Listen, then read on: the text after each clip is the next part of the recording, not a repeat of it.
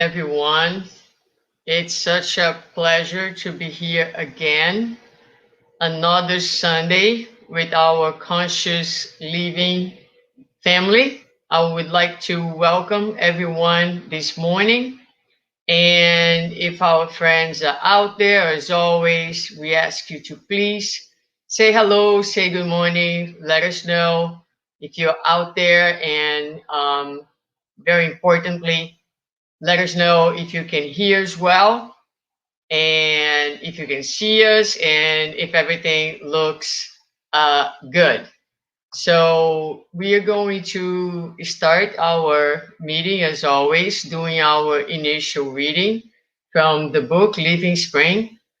And I see that Carlos is already with us and Juan as well. I hope you guys, oh, yes, okay. Thank you, Carlos, for letting me know that you see me and hear me well. Good morning, Geisa. Loud and clear. Wonderful, wonderful. Okay. Um, all right, so we're gonna get started. And I open today the book Living Spring, and lesson is 22. The title is The Reward. Peter said to him, "We have left everything to follow you. What then will there be for us?" This is in the Gospel of Matthew 19:27. The apostles' question expressed the attitude of many souls regarding their religion. Someone devotes him or herself to a certain circle of faith and immediately asks, "What is in it for me?" The answer, however, comes silently through the course of his or her own life. What does the reaping grain receive after the harvest? The milk that helps refine it. What reward is given to the white, purified flour? The yeast that transforms it for general usefulness. What is the loaf's reward after being baked? The blessing of being of service. Christians are not made to be living adornments for the world, but to help generate and sanctify life. Long ago, when kings and queens received the spoils of the defeated, they would use them to surround themselves with gratifications of a physical nature with which they hastened their death. In Christ, however, the picture is otherwise. In Him, we are victorious as we become brothers and sisters of all of those who share life with us, bearing in mind the obligation to be helpful and useful to them. Simon Peter wanted to know what his reward would be for following the gospel, experienced firsthand the need for self sacrifice. The more he grew in faith, the greater the testimonies of love for humankind that were required of him. The more knowledge he acquired, the more the charity that was expected of him up till the ultimate sacrifice. Thus, if due to your devotion to Jesus, you have broken the bonds that used to hold you to the lower levels of life, remember that for your happiness, heaven has given you the honor of helping, the privilege of understanding, and the glory of serving. What a wonderful, wonderful, and beautiful message this morning. Good morning, Fatima. Good morning, Biga. Nice to have you both with us this morning. With this message, I invite all of you to join me today on our opening prayer by saying, "Dear Father, it is with our heart full of gratitude and joy that we are able to connect one more Sunday morning with you, with our beloved friends on both realms of life. And we ask you to bless us all, to help each one of us to be present, to be open, and to enjoy the spiritual banquet that comes from your gospel of love.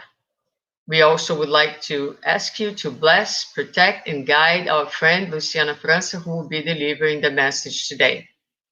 Keep us all. in your embrace.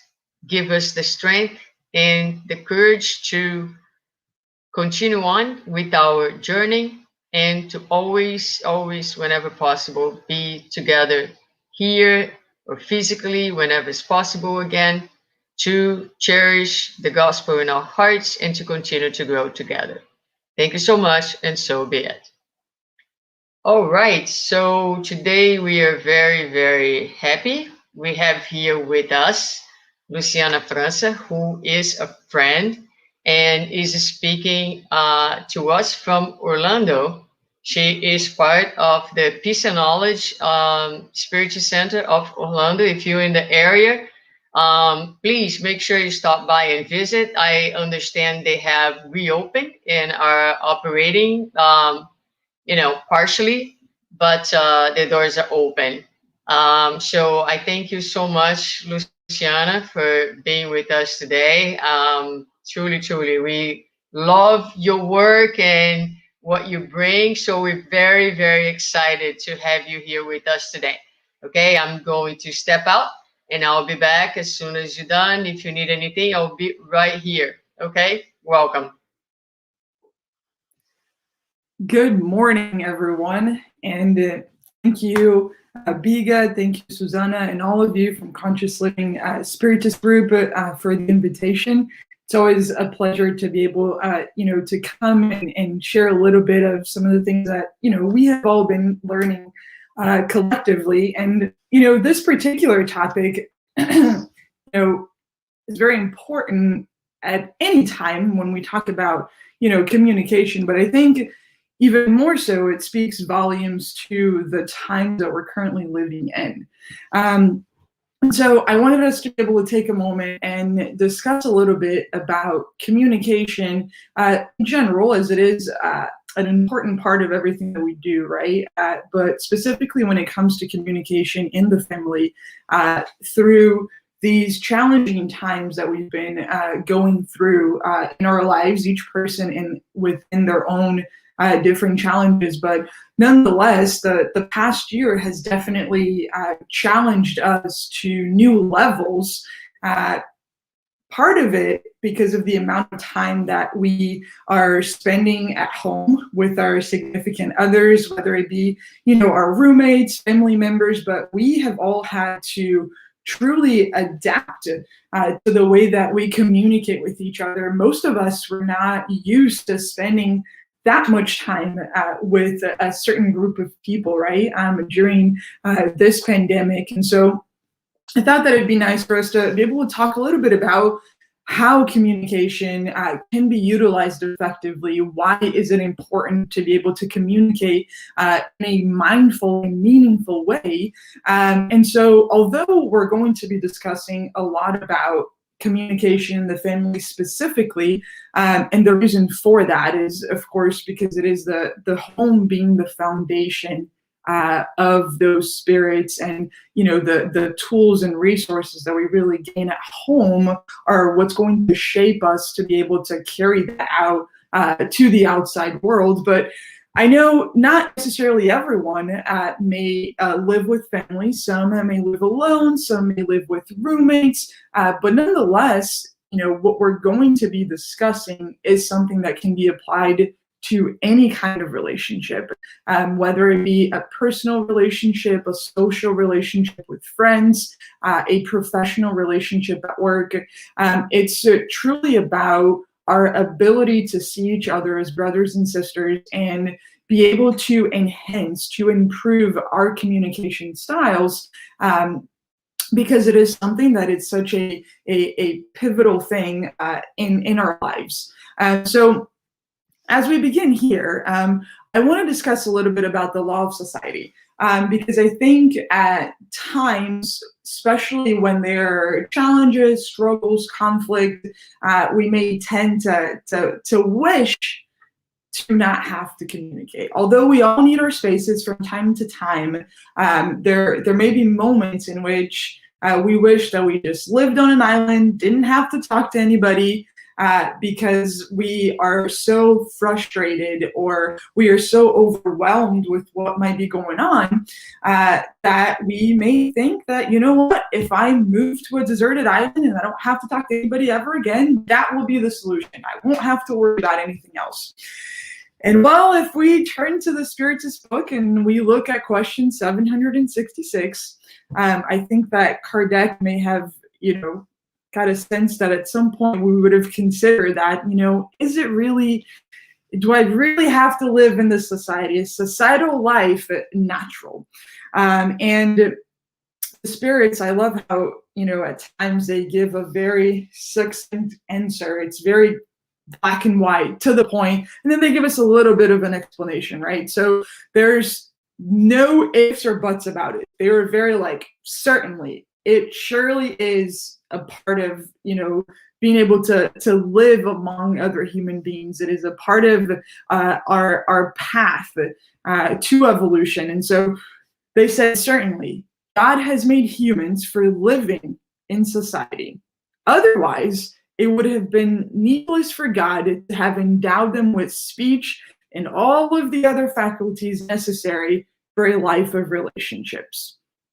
And so if we think about that, right, we start to understand that there's not just a need for us to live in society, but there's also the level of importance, there is the level of responsibility that we have as it relates to our own growth and development of those that are within that realm, that are within, us in this particular journey. And so the next question, kind of a follow-up question, that Kardec asked was, is absolute isolation contrary to the law of nature? So meaning, if I wanted to go away to that deserted island and just live in total isolation, away from everybody, is that the opposite? Does that go against the law of nature? And the answer, again, very black and white, straight to the point, was yes. Because people instinctively seek societal living, and because all of them must cooperate in humankind's progress by mutually helping one another. So think about for a second here, just the level of responsibility and commitment necessary from each and every single one of us. It says we are cooperating in humankind's progress. Right. So notice there that the need to live in society, again, is not just for our own development of our own spiritual path, but it also has to do with our ability to help those around us, because we are contributing to humankind's progress. And so as we continue on with this, right, question 75 asks, what would be the result for society if family ties were relaxed? So, we kind of started off in that broad aspect, right? I have to live in a society, and that part of that is my friends, my colleagues at work, my neighbors. But as we bring that down a little bit closer, right, as we narrow that down a little bit, how does that relate to the family specifically?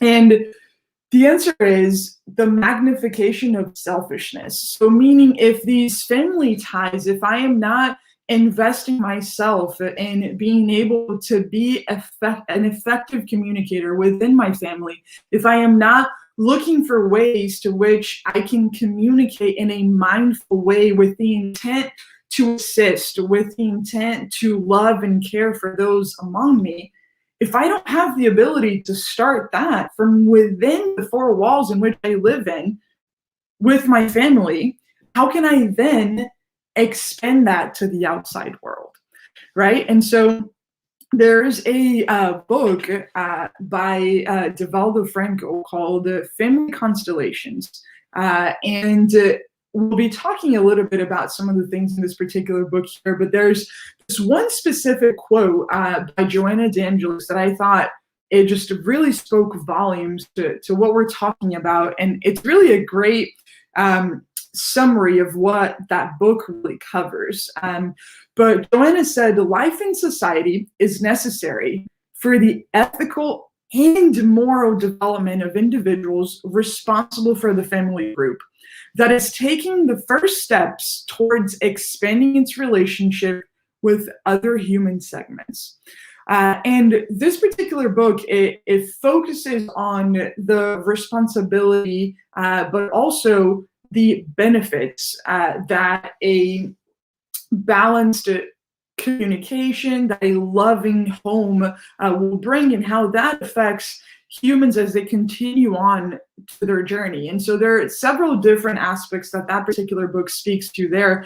But this particular phrase, right, speaking to that moral development, the responsibility that within a family we have to be able to assist and support each other. And that foundation, that cornerstone, is eventually what's going to help us assist the rest of society, the rest of mankind that is out there. Because with those first steps, we'll gain the tools and the resources. We'll learn the compassion, the empathy, the cooperation, the love, the caring, to be able to take that to the outside world. And so, as you know, we dive a little bit into this, and what's great about this book is there is the version in Portuguese and in English as well. And so that's the cover right here. Again, it's titled Family Constellation. And you know, they go on to explain that in the home, the first experiences of universal brotherhood are rehearsed, preparing the individual for his and her noble contributions in the establishment of a healthy society. Thus, whenever the family is weakened, society experiences conflicts as its structure gets shaken. So again, as we talk about, all of that really begins in the home. And regardless of how our home is composed, whether it be with our parents, whether it be with grandparents, aunts, uncles, or roommates, or even if we live, you know, by ourselves at this particular point in time, there is the need for that foundation. There is a need for those experiences that will ultimately shape us and provide us with the tools and resources to succeed, to create a better society. And so it's super important that we think about this, because we at times underestimate the level of impact that we as individuals have on society. But it's important that we remember that we are co-creators, right? And so in this, each and every day, with every action, with every word that we say, we have the power and responsibility to be able to help society as a whole evolve morally, intellectually, spiritually. So how are we utilizing these tools to be able to be an effective part in that co-creation? And so we go on to you know, explain and really dive into the importance of the home. And that is because at home, I can, through my morals, I can learn the difference between what is wrong versus what is right. If we go back to the Spiritist book in question 621, Kardec asked, where is God's law written? And the answer was, again, very black and white, to the point, in our conscience. So my conscience tells me what is right and what is wrong. Ultimately, we always know the difference between the two. We may stumble. We may at times, you know, struggle with being able to identify that. And when we do, if we take a moment to say a prayer, to ask for guidance, we always find what that right thing is. Even if it's not necessarily the easiest thing to do, we know what the right thing is. Now, my values, the values that I learn at home, help me understand why it is important that I do that right thing, right? So my morals help me know what's right and what's wrong, but my values ultimately explain why it is that is the right thing. At home, I also find that assistance, that comfort, that's both the psychological, but also the physical, right? At home, I find that safe space to be able to be who I want to be. I get the support that will help me be the best version of myself. And most importantly, it is at home where I find that love, that care that is unconditional, that will enable me to learn and experience what true love is, and that I will then be able to carry that out to the outside world. So at home is therefore a sublime school of human dignity, where feelings may be enhanced and intellectual knowledge may be guided alongside those of moral nature for the real human development to take place. And so Joanna goes on and says, it'll give demonstrative examples of the value of knowledge, character, honor, and domestic coexistence, representing the social segments of common life with other members of humanity. So it's important we talk about this because, again, that's really where it all starts. That's where it sets the foundation. If I have the ability of learning all of this, experiencing all of this at home, I will then be equipped to be able to share that with the outside world. And little by little, with every human connection, with every exchange in words, with every person that I meet, I am able to drop those little seeds. And with time, those will grow on with those individuals, and then maybe they will be able to carry out some of those resources, and then they will meet other individuals and they'll plant those little seeds. And that is how little by little we're able to positively influence and contribute to the moral development of all of those that are out there. And so when a single note is out of tune in a musical instrument, the symphonic whole is compromised and suffers the consequences of the disturbing occurrence. So the same way that if we are listening to a symphony and there's one note that is out of tune and it provides consequences to the rest of that symphony, the same happens in society. The lack of some of those resources directly contribute to how things happen out there, to how we engage other individuals. If I was taught to be able to be empathetic, to have compassion, when encountered with a circumstance in which those trials ask for those attributes of me, and I was able to experience that, I will be able to put that into practice. But if I was never given that opportunity, if I was never taught what love is, what compassion, patience is, then I'll have a much harder time to be able to share that and to show those behaviors and those emotions when I am out there. And so similarly, when someone is emotionally imbalanced, the effects will be felt in the family, and in turn, again, will influence the society as a whole.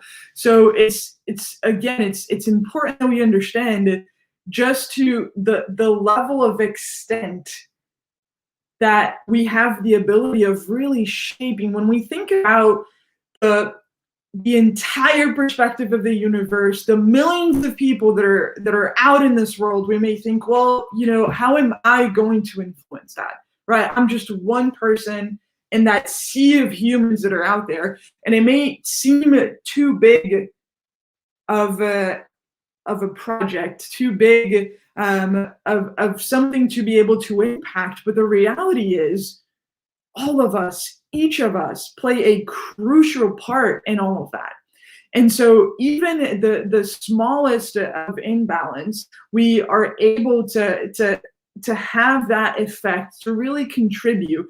And so it's important that we remember that even what may seem like something small to us can be something huge for someone else. The level of impact that we can have on assisting others can truly be monumental. So, we talked a lot about, the importance of the home, the family, and kind of really setting the foundation. But how do we actually implement that? And how is it that, we really become effective and mindful communicators to be able to set the foundation that will ultimately impact society? And so we talk a little bit about, how conflicts a lot of times arise. And, this is where we kind of broaden a little bit. And we understand the impact and the influence of the home, but how does that really translate to the rest of the relationships that we'll have? And so this is where we talk a little bit about conflict arising and how to be able to deal with these types of conflicts. And so there's a French psychologist called Leon Festinger, and he did a lot of studies and identified that people have this internal desire to be and to appear consistent. And what he actually found was that, as humans, we expect things to go the way a lot of times they have always gone. We expect the consistency. So if every day I wake up, I make a cup of coffee, I leave the house at a certain time to make it to work on time, I expect that every single day that will be my routine. And so whenever there's some kind of inconsistency with that routine, I get some sort of unpleasant feeling that forces me to look for that consistency again. So perhaps I am leaving to go to work. I left at the same time that I do every single day, 7 o'clock, for that sake of consistency. And I know that if I leave at 7, I will get to work about 15 minutes prior to having to start. So I know if I leave at 7, I'll get there at 7:45, which will give me 15 minutes to relax, get ready for my day, to clock in at 8 o'clock. Well, one day I leave at 7 and I encounter a huge traffic. And now I know that I won't make it to work at 7:45. And so now I start getting flustered, I start getting overwhelmed, and that consistency, right, is now broken. And so I'm now looking for ways to offset that unpleasant feeling of the inconsistency. And that's what the dissonance is. And so that dissonance, that unpleasant feeling, causes me to look for ways to which I can restore that consistency. And so if we break it down a little bit here, right, we've got the consistency, which is essentially some kind of thought, attitude, value, behavior, something that changes, that goes against what I originally believe, what I originally feel, or my original behavior.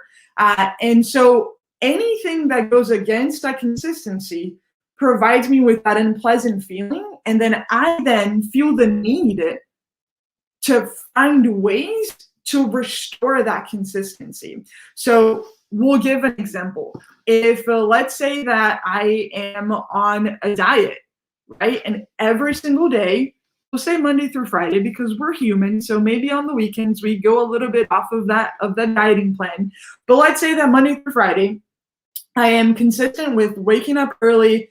I go on a jog for an hour every day. I come back, I have a smoothie, I go to work, and that is my journey Monday through Friday. Well, Friday comes along and you go, you know what? I have had a tough week. It has been a tough week.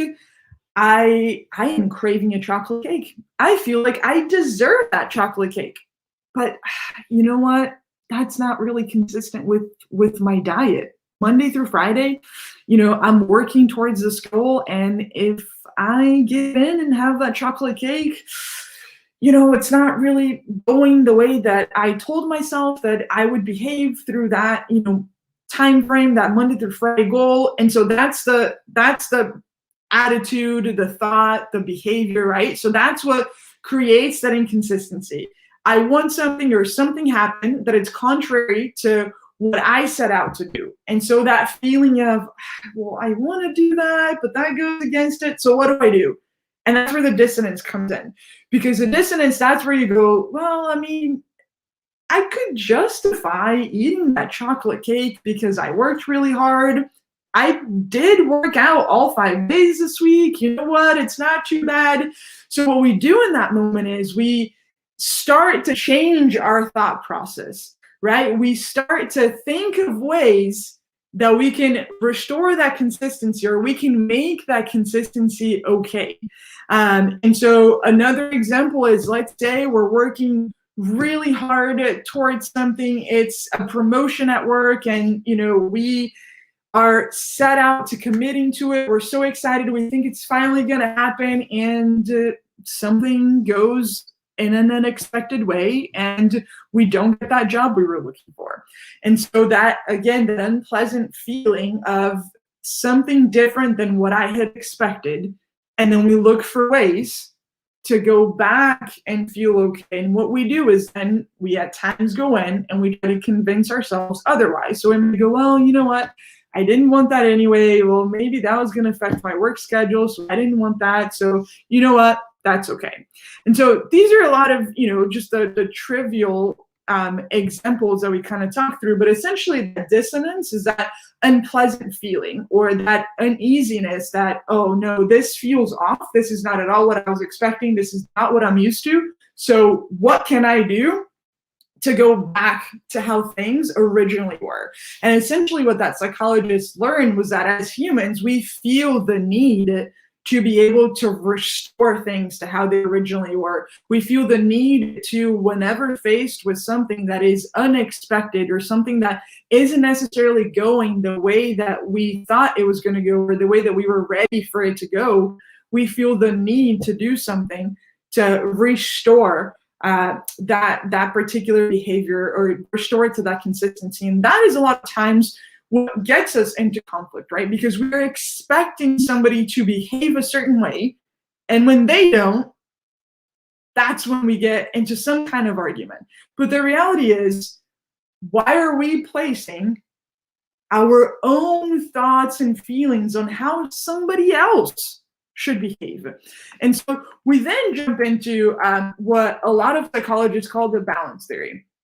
And what this is essentially when our thoughts, emotions, behaviors, attitudes, values, whatever you want to call, is aligned with what that person that we are engaging in dialogue and communication with is. So, for example, if I have a relative that I'm looking to spend time with, this is somebody I really love, I'm looking forward to spending time with them, and you know what? There's a really huge football game that's happening that weekend.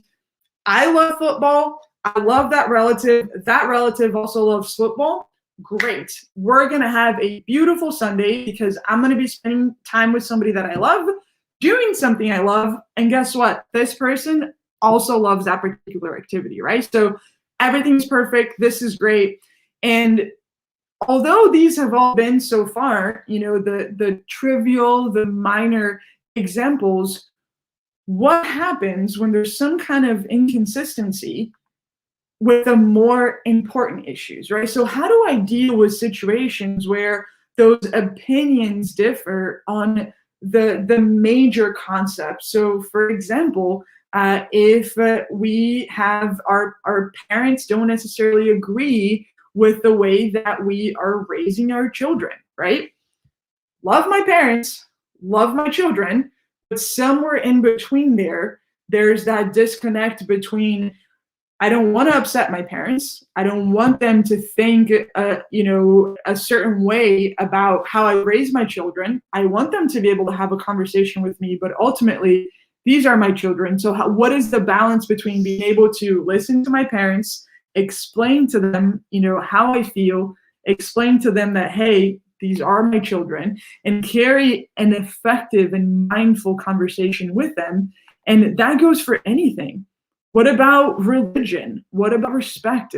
What happens when those values differ?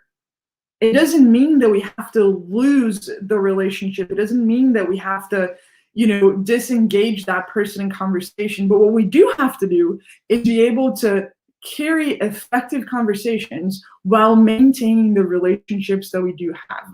And this is where the conflict handling really comes into place, right? A lot of social theorists and psychologists talk about effective ways to handle conflict.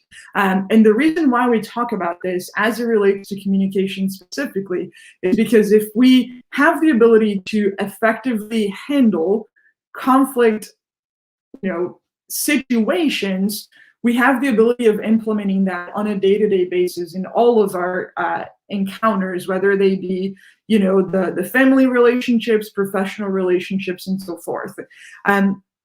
So what this really highlights is, how do we take the focus of a problem and match it to the focus of the relationship itself? Meaning, how do I find the balance between being able to be assertive but also cooperating, right? And so we look at kind of the opposite levels of the spectrum here, and we see that at times, if all I care about is really providing that person with what it is that they want, I am not at all assertive, and I always accommodate to them.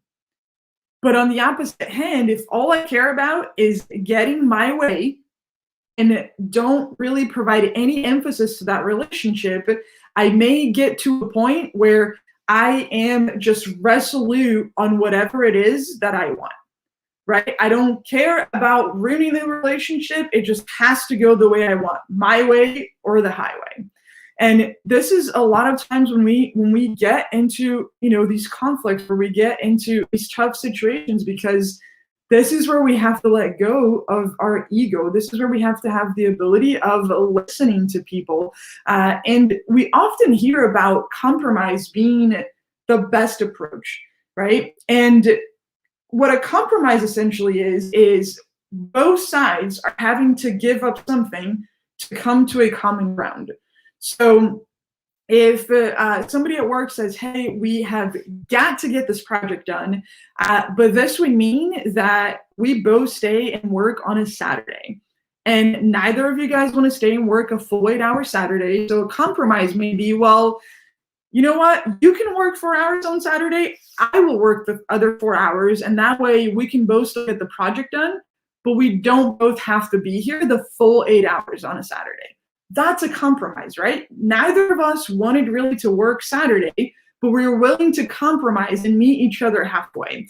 And although, yes, that's still a great solution, because we are finding ways with which to give and take here and there and be able to accommodate while still accomplishing the goal, what I challenge is that collaboration oftentimes is the best approach, because with collaboration, as we can see here, is I am still very much focused on cooperating and working with that person, but we're also still achieving the best solution when it comes to resolving that problem. So a collaboration, a lot of times, is the only way we really get to that is the ability to effectively listen, to pause and hear the other person out, get their thoughts, understand their input. Because with collaboration, what we may do is neither of us want to work Saturday, so instead, the agreement that we come down to is that Monday through Thursday, we're each going to stay an hour past our shift, so that I'm still working 4 hours, the other person's still working 4 hours. We have now found a collaborative approach to being able to resolve the issue, get that project done, and neither of us had to stay and work on a Saturday. And so as we really start to think about, our communication styles and the way that we engage people in dialogue, the being able to collaborate and not always look for ways in which we have to compromise is really, really key. Are there times we're going to have to compromise and that'll be the best solution? Absolutely. But the compromise isn't necessarily the only way to go. Being able to really listen with the intent to actually hear what that person's saying, have an open mind, will often lead us to be able to find different approaches that we likely would not have thought of by ourselves. And so as we talk about this, right, how do we actually go ahead and put it all into practice. And there's this book called the ability to have carry out adult relationships and effectively communicate. It's the book by David Richo, and he lists out 5 key ways to mindful loving. And a lot of this is, how do we communicate in a loving and a mindful way? And the first one is really attention.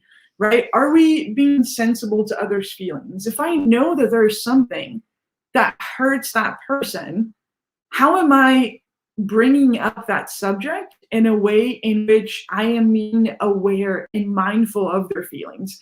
I may not necessarily know how somebody feels about something, but I can imagine how they feel, right? And that's empathy.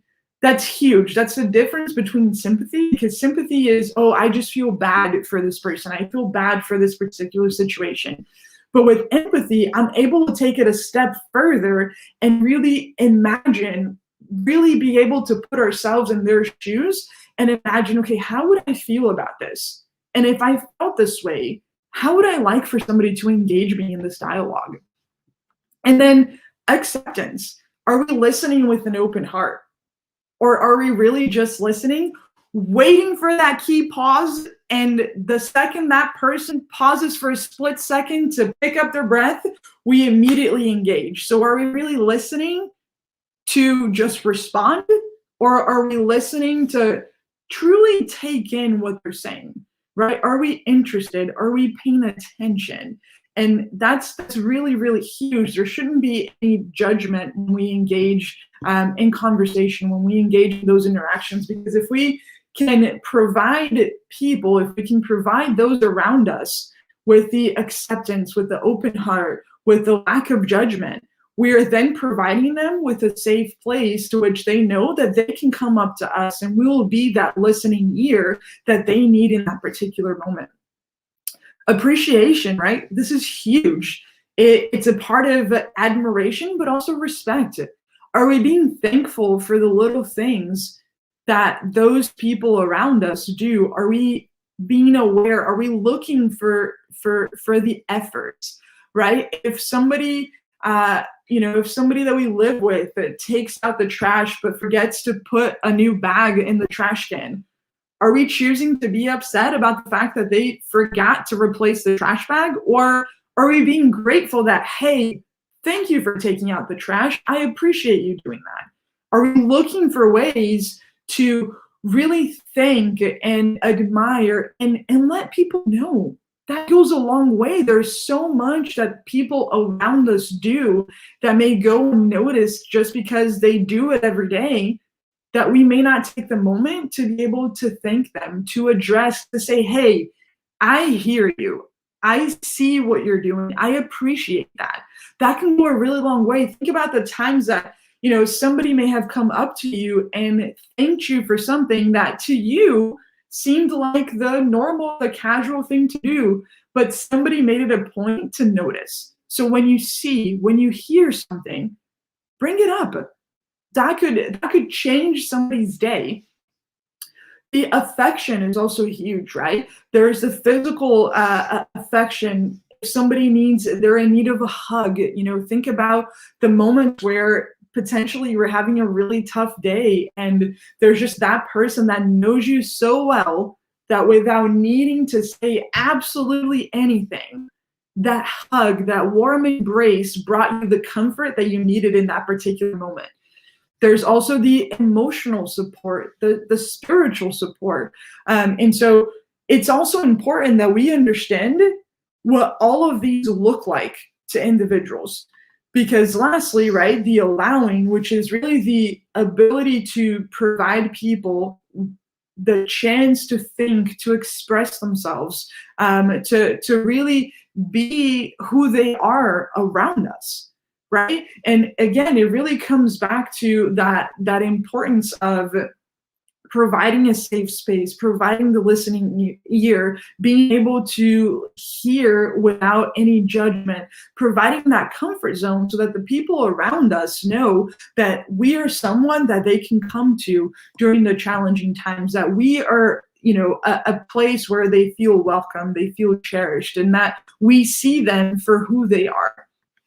And so as we, talk a lot about this, how can we apply that, to all of the interactions that we have on a daily basis? And so I wanted to kind of bring some examples of perhaps things that, we have all said from time to time. I know I certainly have, and I try to be more mindful of it, to really avoid, because it doesn't contribute to an effective communication style. But a lot of times, communication can be just the pointing of fingers, and we don't want that, right? We want the exact opposite of that, because as we talked about, we want it to be a collaboration. We want it to be something where everyone that we communicate with, we are partners, because again, we are here to help each other learn, grow, develop morally and spiritually. So how are we doing that on a daily basis?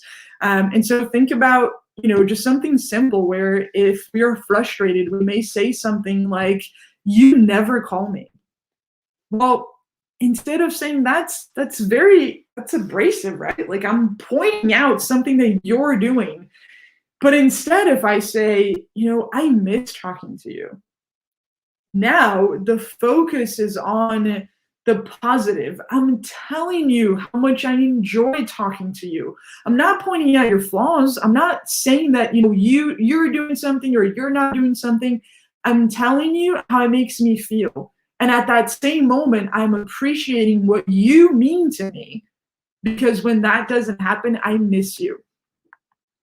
Or if I say, "You never have time for me," right? I'm sure that we have all said something similar to this at some point to somebody in our lives. And again, just very accusatory, very, it has a negative connotation. But if instead I say, "You know what? I love spending time with you. And when that doesn't happen, I miss you."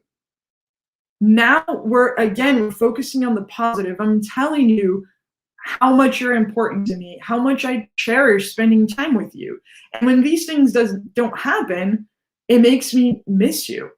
And so I am again focusing on that positive language, right? When we have these feelings, these, negative emotions or these frustrations, they don't have to be expressed in a way in which we point fingers at somebody else. It's important that we convey what we're feeling, but also being mindful of how that can affect someone else. If I say, "You never tell me what's on your mind," I could instead just say, "I'd like to know what is on your mind so that I can help." Again, very positive, very with the focused on the intent of why it is that we're actually engaging in that conversation. And that's really key.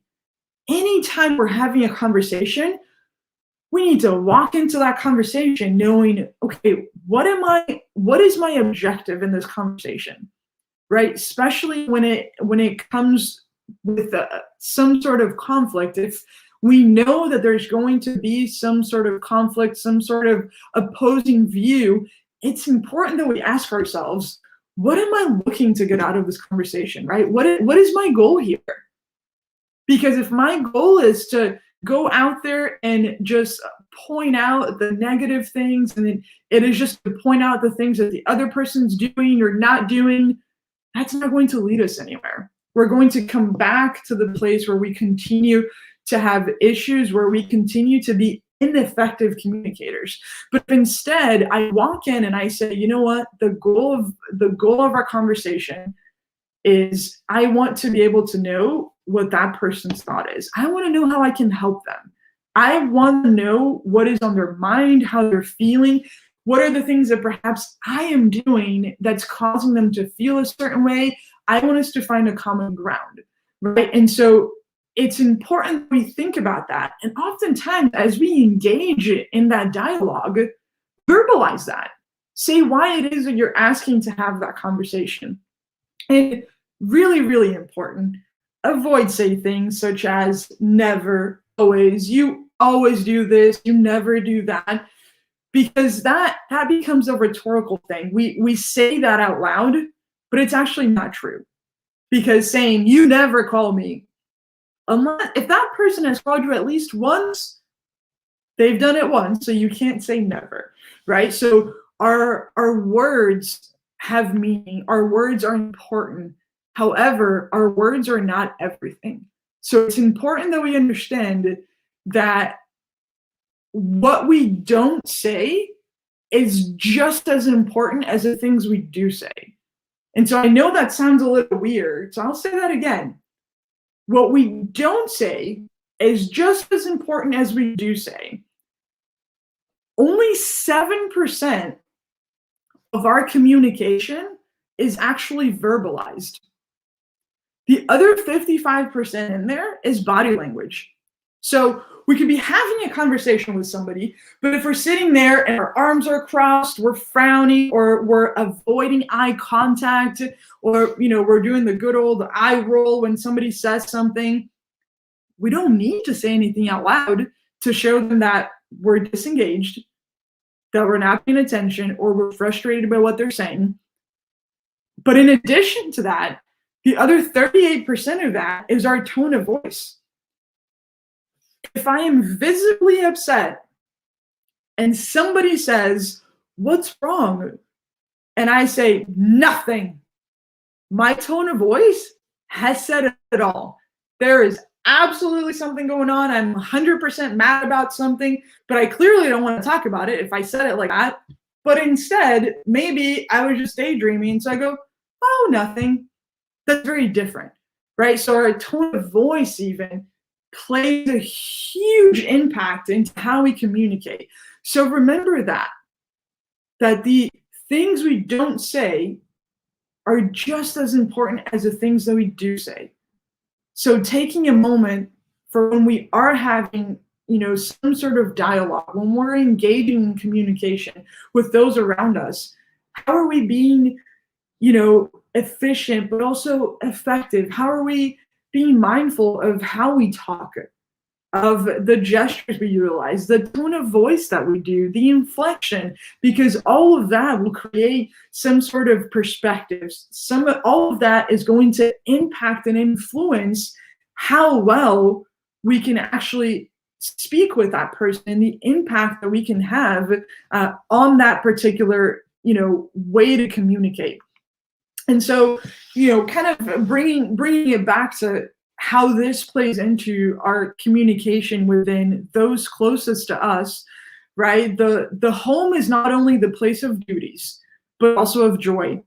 The joy of living and feeling the family, of experiencing good times and planning festivities that can facilitate fine social relationships.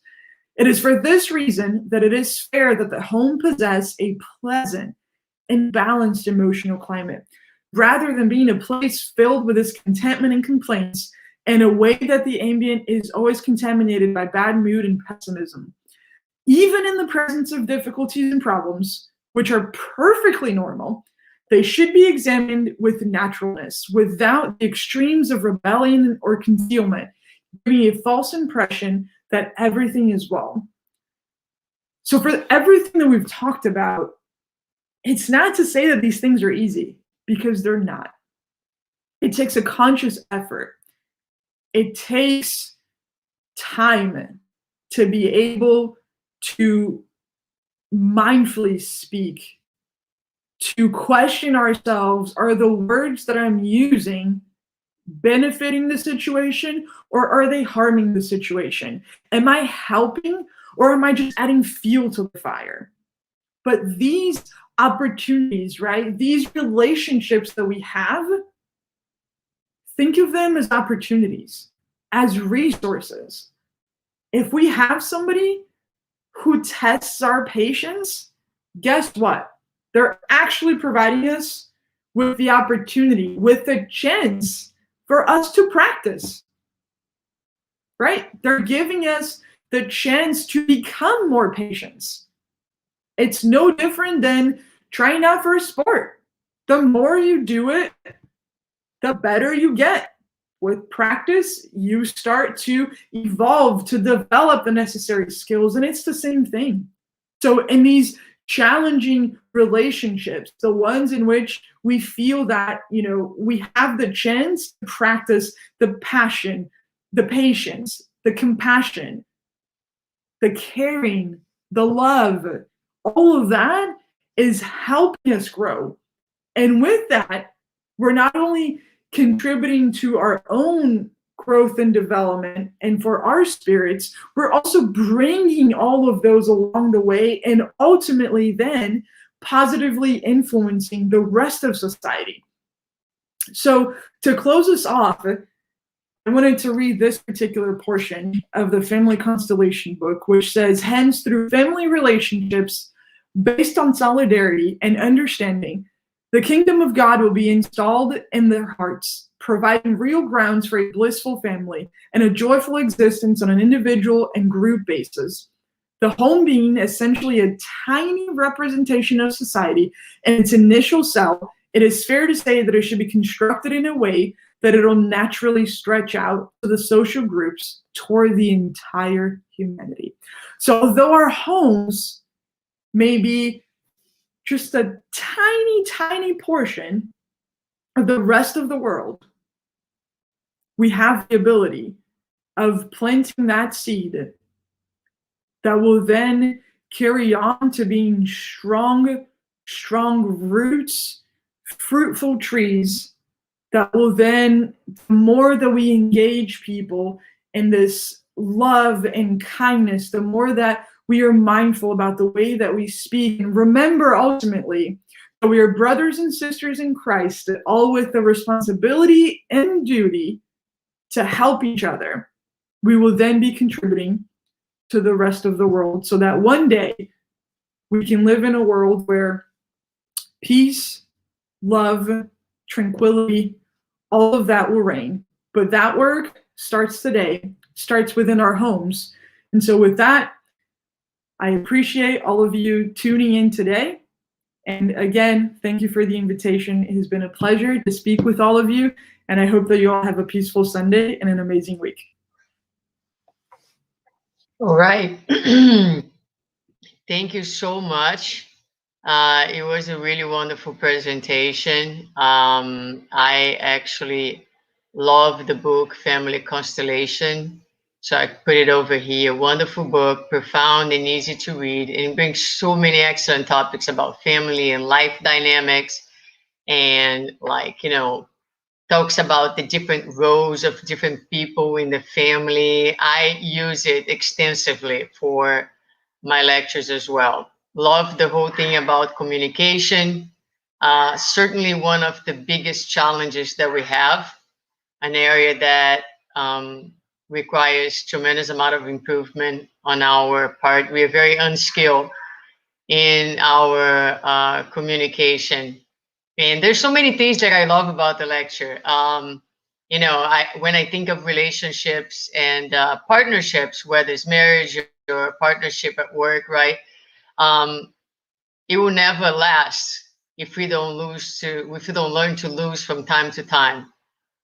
So it needs to be a balance, cooperation, like you said. But if you enter any relationship wanting to be the winner at all times, there'll be no relationship, right? But that's not so easy because we always want to be the winners. So yeah, so there's a lot of other things that I heard that I really enjoy. Try to practice myself, taking ownership of your feelings and how you speak to someone, speaking about your emotional experience instead of telling them to do or not to do certain things. And one more thing that I heard that I really like, the art of listening. We don't really usually enter a dialogue with a true intent of listening. We enter the dialogues with the true intent of speaking our truth, and we fake.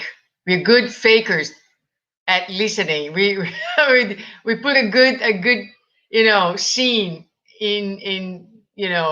And one day Sherry asked me when I came home after a little bit of a conflict in a dialogue with someone, and she asked me, when you were listening to the person, did you find yourself to be curious about what he or she was saying?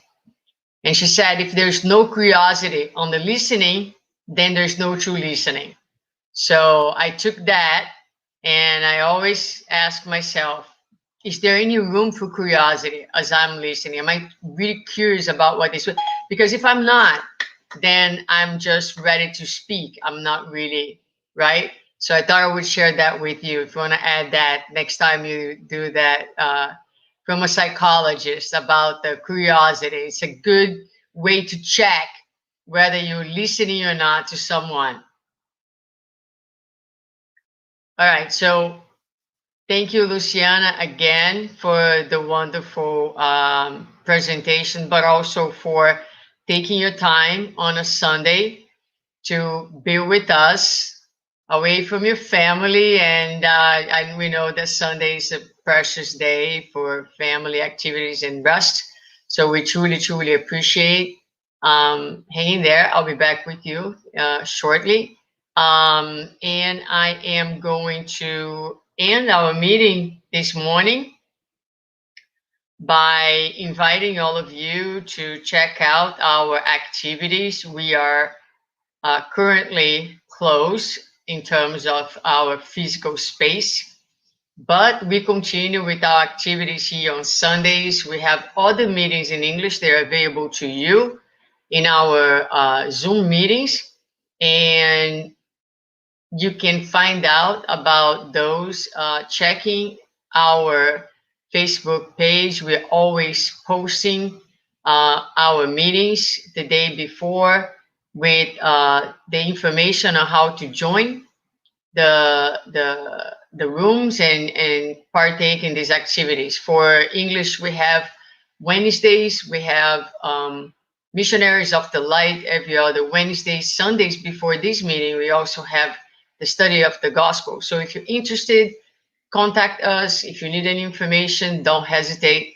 We're here to share the information with you.